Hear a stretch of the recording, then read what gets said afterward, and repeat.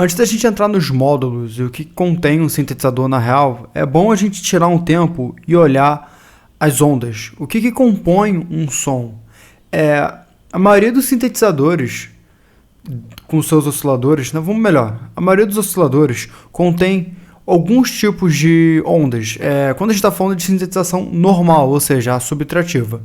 Não quando eu estou falando de wavetable synthesis, que é esse aqui, que eu vou entrar mais para frente no curso, mas vamos focar agora só nas principais, que é a senoidal, né, que é a sine, que aí você tem a triangle, aí você tem a saw, aí você tem a square. Essas são aqui as nossas principais que a gente tem.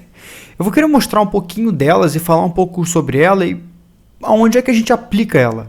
É importante entender isso, por quê? Porque quando a gente vai sintetizar o nosso som, a gente tem ele na nossa cabeça, a gente pensa assim, eu quero um som que é um bass, pronto, eu já sei o que eu quero. Eu quero um som que é um bass sujo, pronto, eu já sei exatamente qual é a combinação que eu quero. E entender por que cada onda, na sua forma mais básica, serve para entender o que compõe ela, é essencial na hora de produzir e sintetizar o seu próprio som, porque você vai saber exatamente o que você procura. Eu vou dar um exemplo muito rápido aqui, só acompanha aqui. Vamos dizer que eu queira fazer um bass um pouquinho sujo, eu vou falar isso muito rápido. Então eu sei que na minha cabeça eu quero um bass que ele é um pouco quadrado, eu vou explicar por quê. Então eu vou dizer que eu quero essa onda aqui. Aí vamos dizer que eu queira, sei lá, sujar ele um pouquinho, então fazer o seguinte.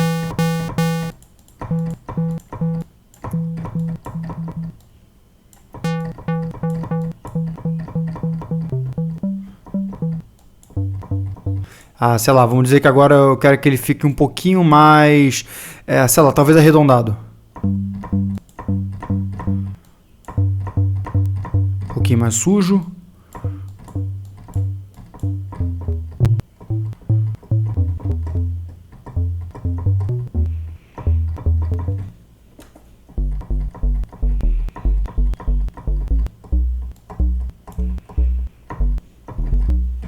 Isso é só uma ideia para vocês terem uma ideia exatamente do que eu estou falando quando a gente precisa saber o que cada uma das ondas principais é e representa para a gente. Eu vou começar explicando a sine wave, que é a onda fundamental mais básica que tem. E por que ela é mais básica e por que a gente chama ela? Você tem que pensar... Como é que eu vou explicar isso para vocês? Você tem que pensar que isso aqui é assim, é um círculo. Por que ela não gera tanto overtones? Vamos lembrar lá para trás, quando eu falei sobre overtones, por que ela não gera? Porque ela é arredondada. Quanto mais suave for a onda, menos overtones ela vai ter aqui em cima. Ou seja, você está vendo que ela não tem nenhum overtone nesse caso. Por quê? Ela é arredondadinha, ela é perfeita, ela é bonitinha. E a gente está olhando ela aqui em dois aspectos. A gente está olhando ela no aspecto normal, né? Ou seja, no osciloscópio, tá? Que mostra a oscilação da onda. E a gente está olhando aqui no nosso analisador de espectro, só para a gente ter uma ideia do que não tem nenhum overtone. Então a gente está escutando a minha nota fundamental, que no caso é o meu A. Então aqui, ó, minha letra A aqui, minha nota A, então eu sei que é 220, minha nota fundamental. Aí aqui eu estou vendo ela, o formato dela senoidalzinha, bonitinha, tá? Vamos falar um pouco sobre a matemática desse tipo de onda, porque é importante. Quando a gente está falando de todas as ondas na real, principalmente essa é a onda mais suave, como eu já expliquei, então ela não tem muito overtones, né? Também é a mais quieta entre elas. Quando lembra que eu falei sobre como é que a gente percebe o áudio? Isso aqui tem o mesmo volume do que isso aqui.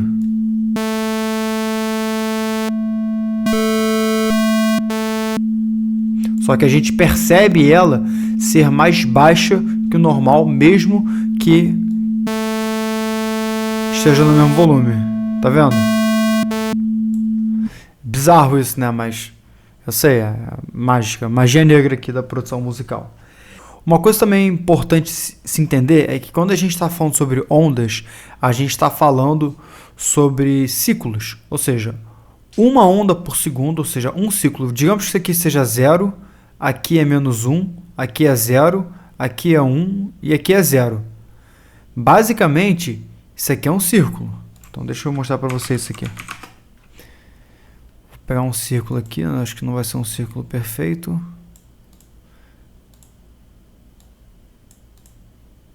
Aqui. Exemplo bem tosquinho, mas vamos lá. Esse aqui seria meu 0. Aqui seria meu menos 1. Aqui seria meu 0. E aqui seria meu 1. O que está acontecendo aqui?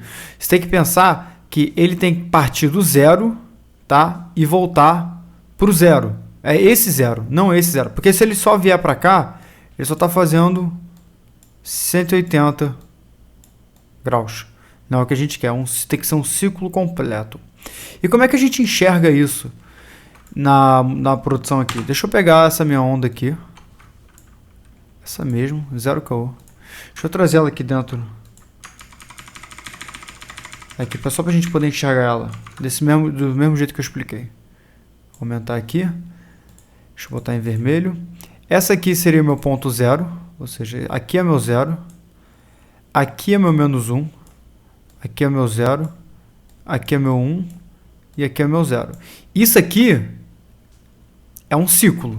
Tá bom? Então, um ciclo só. Agora imagina você, isso aqui seria um ciclo por segundo, se aqui tivesse 1 segundo de duração, seria algo muito baixo, assim. Na real é tão baixo que a gente não escutaria, para você ter uma ideia. Mas isso aqui é para a gente entender como é que a onda é separada e como é que a gente vê ela matematicamente.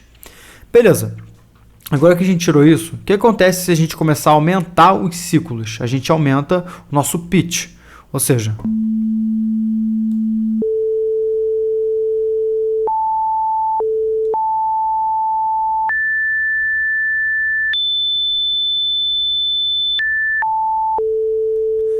E o mesmo acontece se a gente abaixar ela. A gente está diminuindo, ó.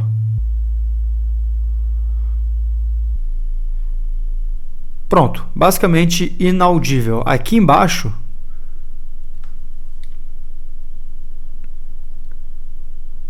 nem o meu headphone reproduz isso, para você ter uma ideia de tão baixo que é. Mas isso aqui é só para a gente ter uma ideia. Então, quando a gente está falando sobre ondas, o importante é a gente entender a posição dela, né? Ou seja, o desenho que ela faz, o quanto overtone ela tem, nesse caso a senoidal não tem nenhuma, e o pitch, quando a gente está falando sobre o pitch, a gente está aumentando o pitch, ou seja, a gente está aumentando os ciclos por segundo, então a gente está aumentando o pitch, ou a gente está baixando os ciclos por segundo e diminuindo o pitch.